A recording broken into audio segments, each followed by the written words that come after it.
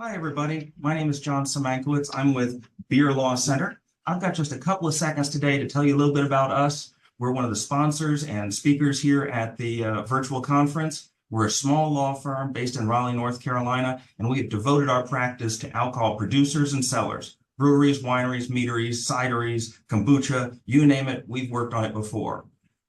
If you have a question, give us a call. We don't charge for an initial consult, and if we don't have the answer, we'll help you find somebody who does. You can reach us at 919-335-5291. It's a telephone number. If you don't like that, just drop me an email at john@beerlawcenter.com, john@beerlawcenter.com, or find us on social media at Beer Law Center. We'd love to hear from you and we'll help you grow your business. Have a great day.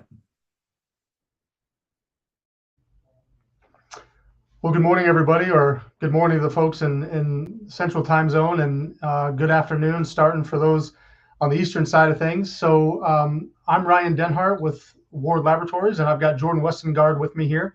So I'm the Human Resource Business Manager, and Jordan is the QA/QC Sample Prep Operations Manager. So today we're going to be talking about ensuring brew perfection, the importance of water testing for breweries. So to get things started off here, just going to talk, we're going to tell you a little quote, water, water everywhere, nor any drop to drink until you add barley, hops, and yeast. That comes from Samuel Taylor Coleridge, the rhyme of the Ancient Mariner. Beer is the rivers of life that flow through the world, an ancient Egyptian proverb. And lastly, beer is made from water, barley, hops, and yeast. It's a miracle. So who is Wart Laboratories? So Wart Laboratories is an ag testing facility. We're based out of Kearney, Nebraska. We provide soil health, plant tissue, and several other types of analysis for the ag industry. But the way we aim to serve the brewery folks is through our water testing, but we also do finished product. So you certainly are welcome to send us the beer after it's been brewed to see what mineral content has passed through the process. We do spent grains testing as well if you're looking to have some documented quality for your farmers, or however you choose to use that, or even if you've got enough spent grain material to sell to somebody. So we want to make sure that you have the opportunity to do that as well. So we serve producers all over the world, and we're familiar with and have fertility recommendations for 150 different crops, including hops, barleys, blueberries, cherries, and apples, just to name a few. So the cider folks out there, and wine and those kind of things, we can also help make fertilizer recommendations for those types of crops as well. So our goal is always to educate about our services and how that can help breweries and producers see return on investment, manage fertility, quality, flavor, and make a sustainable impact. So a big part of ensuring brew perfection, the importance of water, is that water plays a critical role in brewing exceptional beers. Water makes up 90% of the beer's total composition. Its chemical makeup impacts the flavor, aroma, and the overall quality of the beer. So we talk about a comprehensive water testing. So one of the big things that sets us apart, maybe from your municipality or other water testing outlets that you may have, is just the actual detail in our report and all of the different minerals that we can measure to give you guys a full, true analysis and how you can play around with those things to truly make for unique flavors in your beers. We want to make sure that we can help you with consistency across different batches. We can do customized water profiles for specific brew types, and ensure consumer safety by identifying and addressing potential contaminants in your water. It's a big deal for us that you always test the source. That's the most fundamental part of this entire process. You want to make sure that you've got good baseline water quality. What that can do is determine which adjustments are needed for specific beer styles. A lot of things that we talk about when we look at like water conservation and sustainability. I think Jordan might touch on this a little bit here in a minute. But we talk about the amount of water that can be wasted using a reverse osmosis system. Now, again, we know that is the only option for some folks, and I think that's, you've got to do what you got to do and add minerals back in. But we can also help give you an idea of like maybe there's a 2-to-2 ratio of city to reverse osmosis and or 3-to-1 or whatever the case may be, to really use some of those natural minerals that you've got in your water. So we can help you do some of that as well.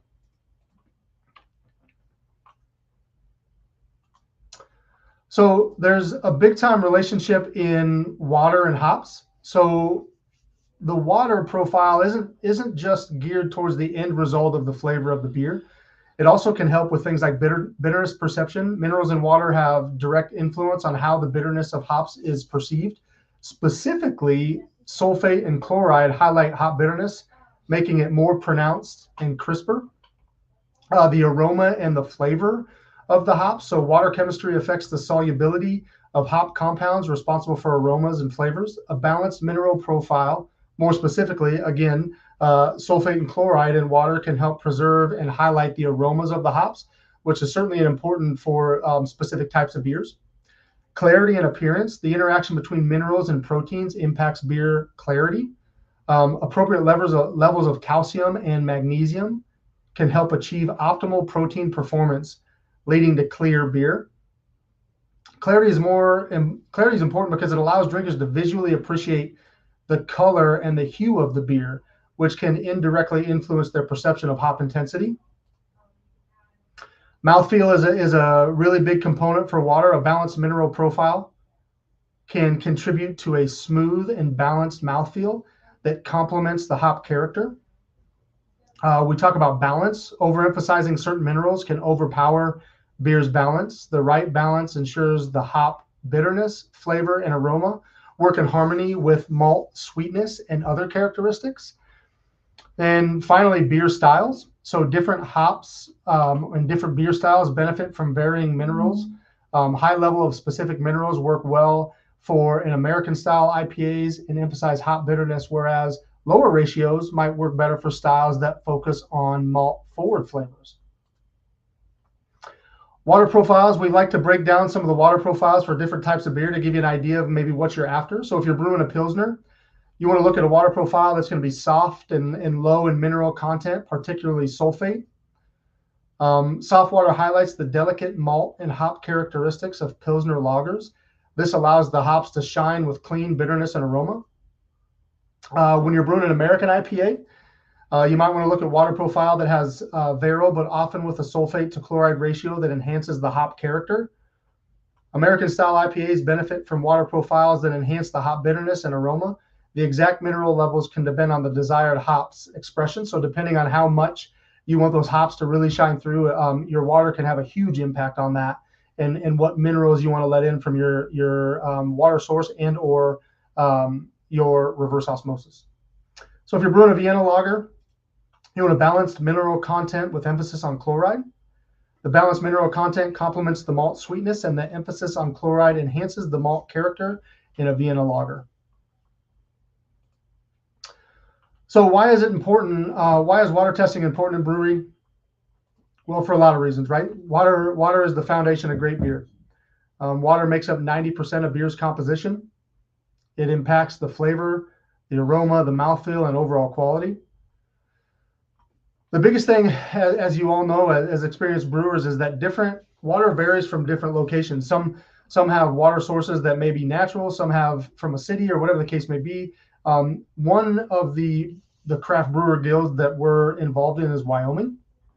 So for example, Wyoming generally has good water for brewing beer. The water in many parts of the state tends to be relatively soft, which can work well for a variety of beer styles. Soft water is often preferred for styles like pale ale and lagers.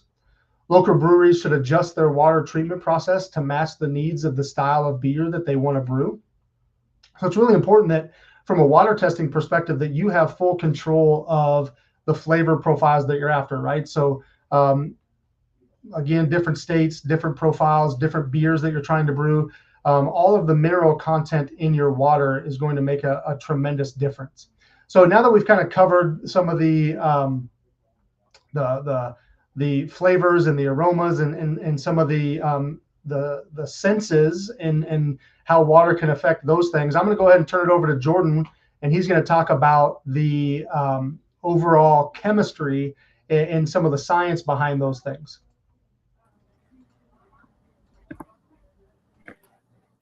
All right, thanks, Ryan. Again, Jordan Westengaard, QA/QC manager here at Ward Labs. Thought I'd start us off with some water facts. So we seldom refer to water as dihydrogen monoxide, except for on those commercials where they're trying to get you to sign a petition to outlaw it.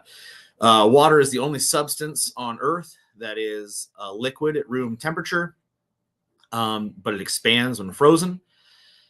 Is also the only substance found naturally in all three forms, solid, gas, and liquid. Water is a polar solvent, so it's got the 2 hydrogens and 1 oxygen, partially negative and partially positive. It's a universal solvent, can also dissolve nonpolar substances. Water can dissolve some nonpolar molecules by a process called hydration. So things like CO2, hops, alpha acids, benzenes, iodine. And if you add heat or other chemicals, it can increase solubility of nonpolar molecules as well. Another one that's interesting is by the time you feel thirsty, you've lost 1% of the total water amount that you need to survive. And we can only live without water for up to a week, only a few days without beer. So since we did some water facts, I thought it'd be fun to do some interesting beer facts as well. So in ancient Babylon, if a brewer made a bad batch of beer, they were drowned in it as a punishment. That will make a little bit more sense by the following one. In ancient Egypt, it was beer was considered a staple food and often used as currency. So if a brewer makes a bad batch, they're potentially poisoning people, and there's a reason why they were drowned in it. The oldest known barley fermented drink dates back to about 3500 BC in the Iran area. And there is actually a named phobia for the fear of an empty beer glass. And that name is senosilicophobia. So there's lots of interesting, fun beer things. So water, though, is more than just a blank canvas and a solvent, right? Water is one of the most interesting substances on the planet. And it can come from 3 places. So you've got your rainwater or your snowpack. That's going to tend to have a lower pH and very little organic matter or dissolved minerals because it's coming from the atmosphere. Surface waters, so from lakes, rivers, that's going to have more organic matter and a moderate concentration of dissolved minerals and alkalinity. It's also more likely to be contaminated with organics, plankton, bacteria, fungi, other debris. That can also have a greatly varying effect due to location and environmental factors. Groundwater, typically from an aquifer. Here in Kearney, Nebraska, we are sitting right on top of the Ogallala Aquifer. And typically, aquifer water tends to have low organics, but higher dissolved mineral content due to it coming from the ground and being processed through the sediment and the sand and all of that. But it's also very susceptible to industrial agricultural contaminants, like nitrates for us here in Nebraska in the 80s and the 90s. Really loved ammonia fertilizers, and the water here saw a pretty big increase in that as well. So we've been doing a good job of mitigating that recently, though. So it's all good. So some more water contaminants potentially that it could be in your water: metals, iron, copper, manganese. Iron and copper can lead to beer having that metallic taste. Copper can also act as an oxidation catalyst and ruin your beer in packaging. Organic compounds, pesticides, herbicides, all those things that you really don't want to come over into the flavor of the beer. You could also look at things like chlorine and chloramine. Almost every municipal water system they try to get 4 part per million chloride, which means they're adding more than that of chlorine. And then chloramine can obviously make things taste kind of like that, how a wet Band-Aid smells. If you know what I'm talking about, you know what I'm talking about. Microbial content also in the water. Typically, though, in beer, it's usually boiled out. And that's, why the ancients used beer as a regular staple rather than just river water. It was safer. So these contaminants can affect beer flavor, stability, and appearance, as well as have health effects. So water reports in general, especially from your municipalities, especially from the EPA, you know, they have guidelines, primary, secondary, and non-regulated sections. But due to the cost of testing the primary and secondary contaminants, some to most places don't worry about the non-regulated items like the minerals. So as we go to the next slide here, we're going to look at three water reports from across the U.S. I've got some up here from Toledo, Cody, Wyoming, and Lincoln, Nebraska. Most cities, they prioritize the hazardous contaminants: lead, copper, haloacetic acids, other organic compounds, not necessarily detailing components that can play a pretty big factor in flavor, like minerals. So as we move to the next, you know, there's a lot of information on there. So when you see all of those different reports, and now you're looking at a Ward Laboratory report, shout out to Pat Walker from Cody Craft Brewing for letting us use his data here and show this. That was a lot. And so what are we really looking for? So beyond the EPA standards for drinking water, there are specific elements and minerals that need to be looked at in order to maintain the consistency in your brew. So calcium, big factor in water hardness. It reacts with malt phosphates to create calcium phosphate and hydrogen ions to lower your mash pH, which is super important in like IPAs. Magnesium behaves similarly to calcium. It just doesn't do the job quite as well. Most magnesium that you typically need is provided in the malt. Total alkalinity is a measure of the carbonate and bicarbonate and equivalents of calcium carbonate. So big effects on mash performance there as well. Your pH can help determine the carbonate and bicarbonate portions of the alkalinity. So anything above 8.3, that alkalinity is all going to be derived from the carbonate portion, and anything from 8.2 to 4.3 is going to be your bicarbonate. And then you've got your total hardness. So looking at your total hardness and your total alkalinity can help us determine whether whether the hardness in your water is permanent or temporary. So when your total alkalinity is greater than your total hardness, that's temporary hardness.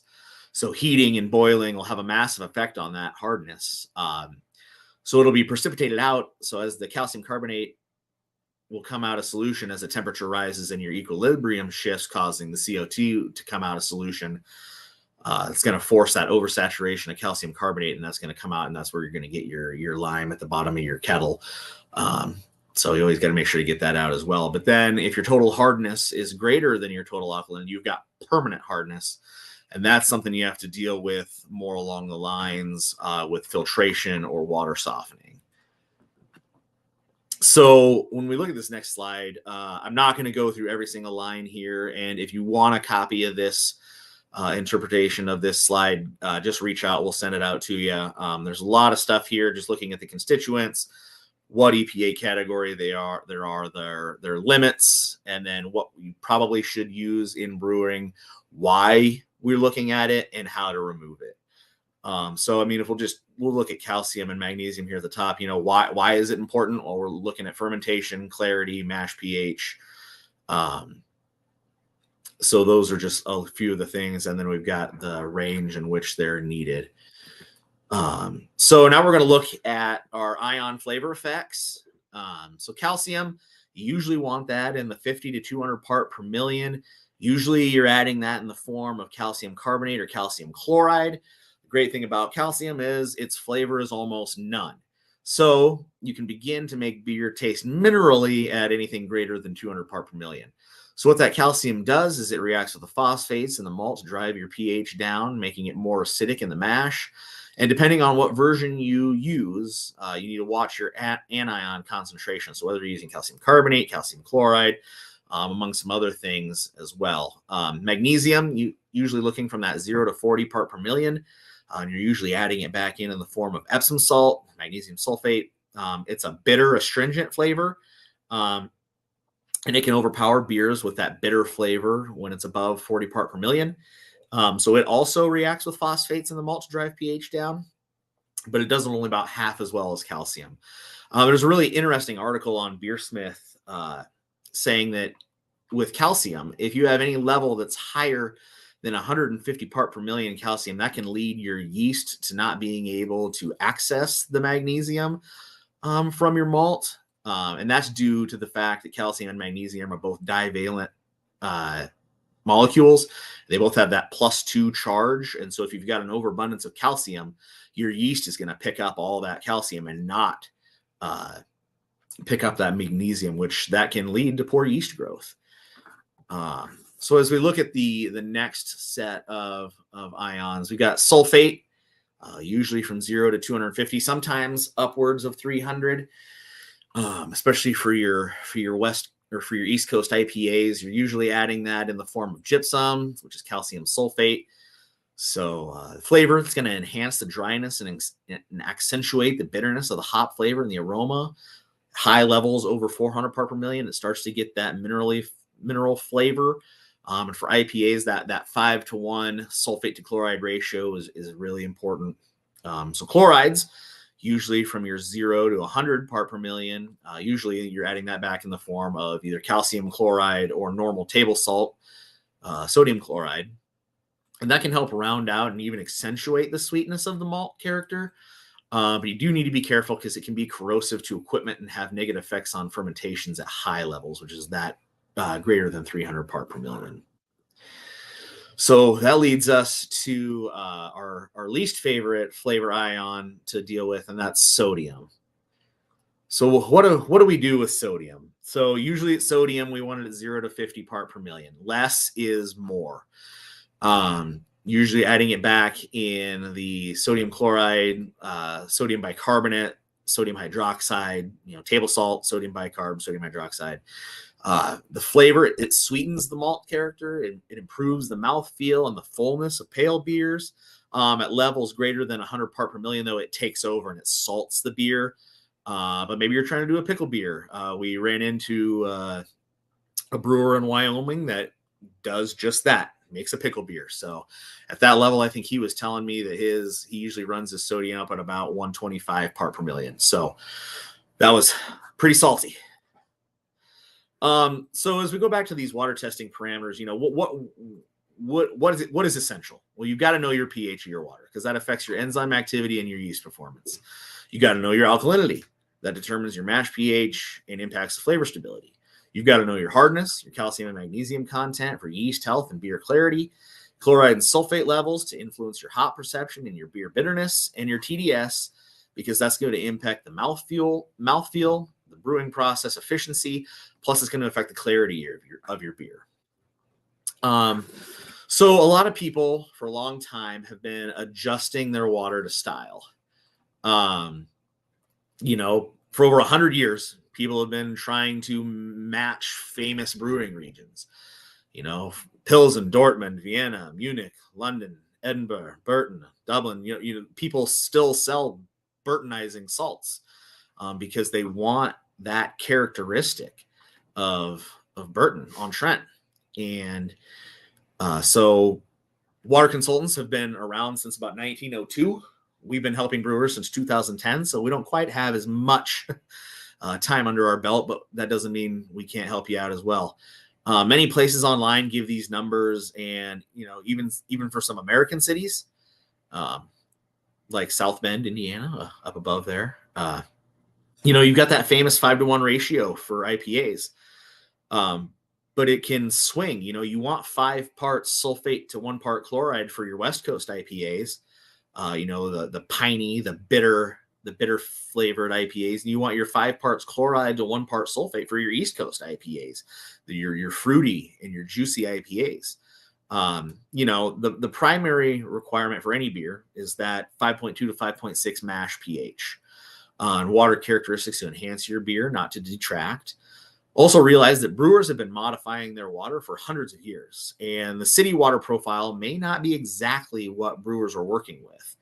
Also, municipalities a lot of the times will average out values across a city and then report. So they may have 6 or 7 different wells, but they're just averaging the data and sending that out as, this is what's in your water. Maybe not specifically what your water is from your well. Especially different times of the year, you may also be using a different water source. Talking to some brewers in Wyoming recently, depending on what time of the year, they were either pulling from, snow melt, or they were pulling from a city well. And that greatly affects the type of water and what they're using to make their beer. So they had to be testing their water quite frequently.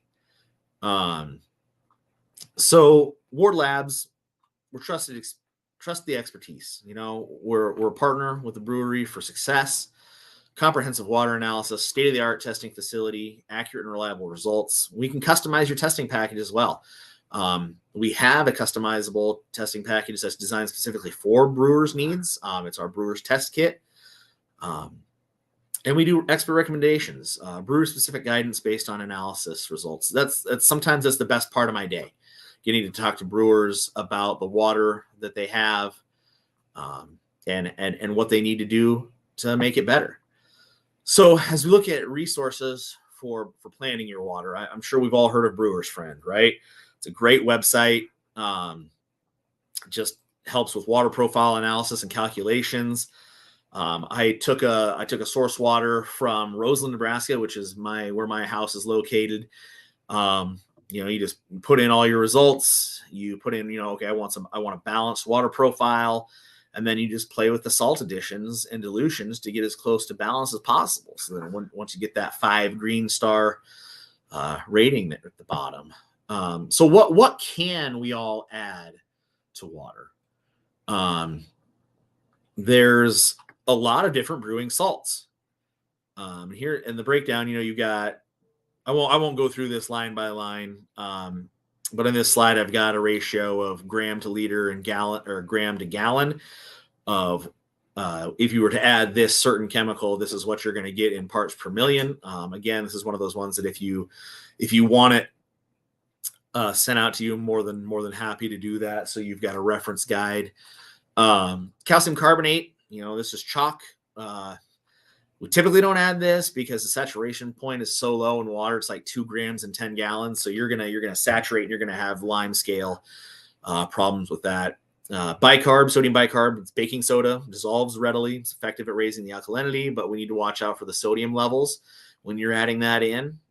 So a gram per liter gets you up into 273 parts per million sodium. That's more than we really want. Calcium hydroxide, which is slaked lime. It dissolves readily, raises alkalinity. But if you are going to use it, you need to make sure you're using the pickling lime for the acceptable purity. Otherwise, it's not going to be what you want. Sodium hydroxide, lye. It's readily dissolvable, raises alkalinity. It is caustic, and it's a chemical. It's hazard. So typically you're using that to clean out your tanks, not to change your flavor profile. Potassium hydroxide, same thing. Calcium sulfate, gypsum, saturation at room temperature is about 2 grams a liter. It's going to lower your mash pH, and you got to really stir it. Magnesium sulfate, which is Epsom salt, saturation point at room temperature is about 255 grams a liter. So you can add quite a bit more, and it's going to do the job, lowers your mash pH. Calcium chloride, got to make sure you pay attention to whether that's hydrated calcium chloride or not. It dissolves readily, lowers the mash pH. Food grade may not be pure enough for what you want, so you might need to look into that. Magnesium chloride, same thing as calcium chloride. It's just going to work a little bit less. And then sodium chloride is going to dissolve readily. Make sure you avoid the iodized salt and anything with anti-caking agents, because that's going to affect the purity and the clarity of your beer. So we've done some case studies, across the U.S. and the real world examples showcasing the impact of water testing. So here we've got Toledo, Cody, and Kearney. And we can look at these samples, and we can look at the analysis, and we can say, okay, Toledo, you got quite a bit of TDS. So you're going to have to filter that water somehow, which I think most of the time they are. But as we get down into the minerals, sodium, 113, that's pretty high. Not quite as high as Kearney. We've got you at 213. So we've got pretty salty water down here. But as you look at the rest of this, especially in Toledo, like 3 ppm potassium, 87.2 calcium, 32 magnesium. You're on the right track for a pretty balanced water. Your total hardness is 351, so it's pretty hard. Your nitrates are low. Sulfate and chloride's already at a 2-to-1 ratio there in Toledo, so that's a good start. Then you're looking at your total alkalinity is less than your total hardness, so you've got permanent hardness, right? So that's the stuff you're going to have to soften and filter out. Your phosphorus and your iron are very low. Cody, slightly alkaline water, 131 on TDS is pretty low. It's good for clarity. 21 on your salt, good. Or for your sodium, less than 1 for potassium, good. You're pretty low on your calcium and your magnesium, so you're pretty soft water. So you might need to add some of that back in there. Again, your total alkalinity and your total hardness are almost the same, with your hardness being just a little bit greater. So you're going to have just a little bit of permanent hardness, but nothing bad. And then Carney, 568 TDS, that's a little high. Sodium, that's way too high. Calcium, real low. Magnesium, real low. So we've got pretty soft water due to that sodium content. Nitrates, 0.8, highest of the batch, but that's probably due to our agricultural location.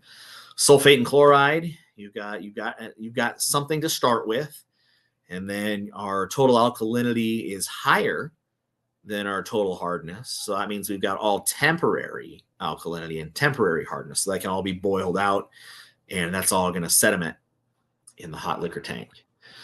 So as we look, one of the things that's really big for us at Ward Laboratories is conservation and sustainability. Now, we do this through our soil testing, our soil health testing, our feed fertilizer recommendations, all that kind of stuff. But also it's big for us in water.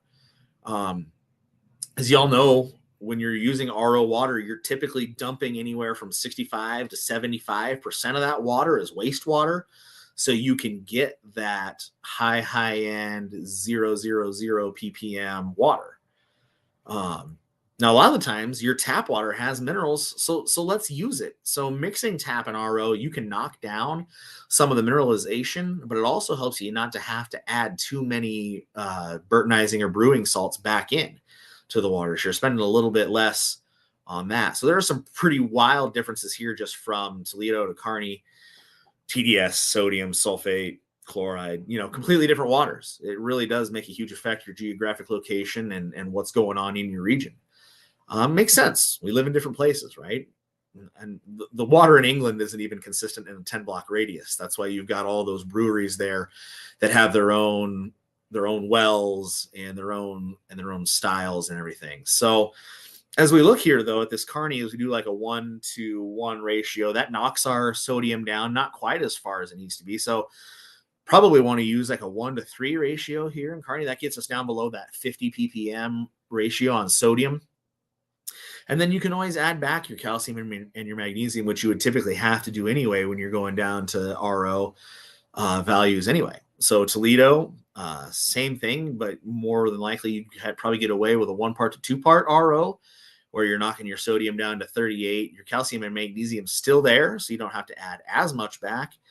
Your sulfate and your chloride, you're still got a little bit there to work with. But when you're focusing on an IPA or anything like that, you do want your sulfate and your chloride ratios probably to be closer to the 150 to 30 ratio rather than a strict like 5 part per million to 1 part per million. The amount that you have in there is important, not just the ratio. So that's kind of where my side of the presentation ends. Do want to thank you guys for tuning in. I guess we'll go to the comment section here for any questions.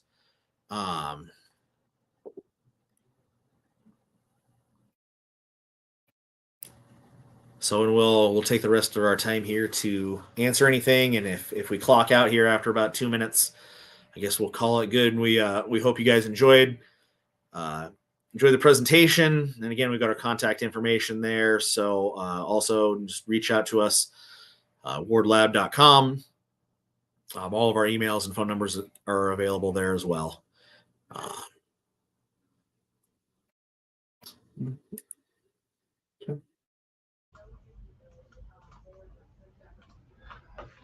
Something I just want to add, if you guys are looking to get your water tested and you're looking for some specifics regarding, how do I mix and match and the different types of beer that I want to brew and based on the water profiles that I have, what I recommend is if you send a water test in, give us that information. The more information you can give us, the better. The more information you can tell us about what beer style you're trying to brew, and those types of things, we can absolutely dial that in for you. But without that information, it makes it a little bit tricky. All of our consulting is free. You call us, we answer. You're going to want to call Jordan, not me. I can talk with you all day about the sensory things, but as far as from a chemical perspective and the minerals in your water and the chemistry that goes with it, Jordan's definitely your guy. But please give us a call. We love chatting with our customers, potential customers. If you've gotten your water tested somewhere else, again, give us a call. Doesn't really matter. We can talk through those results for you and hopefully earn your trust through our consulting. So with that, guys, I think we'll go ahead and sign off here. And we appreciate the time and the opportunity. And we're looking forward to continue to serve the brewing industry through our water testing and however else you guys could use our services. Thanks again, and have a great day, everybody.